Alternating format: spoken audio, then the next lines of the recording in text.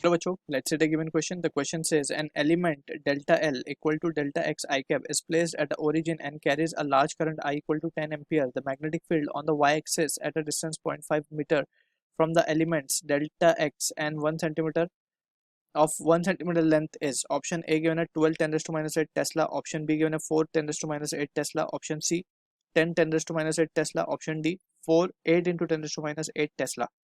So इस question के लिए जो की कॉन्सेप्ट यहाँ पे we need to understand is the concept of magnetic field due to element, current carrying element, जो कि हम फाइंड करते हैं यूजिंग बायोट-सावर्ट्स लॉ. सो अगर हम मान लें कि ये हमारा कोई वायर है जो कि करंट कैरी कर रहा है आई, तो इसका एक small section we consider D L.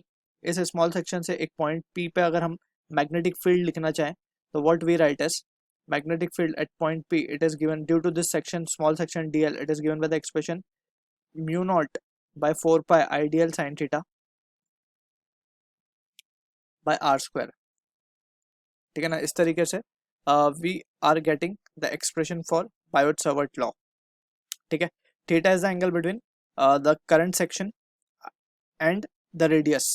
इस तरीके से जो ये एंगल बनेगा बेसिकली. ठीक है, theta.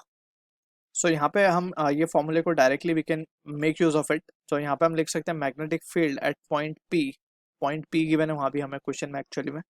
So it will be mu naught by 4 pi. इसकी वैल्यू होती है 10 raised to minus 7 that we need to keep in mind. Current given है 10. डीएल लेंथ इसका गिवन है हमें 1 centimetre that is 10 raised to minus 2 metre, right.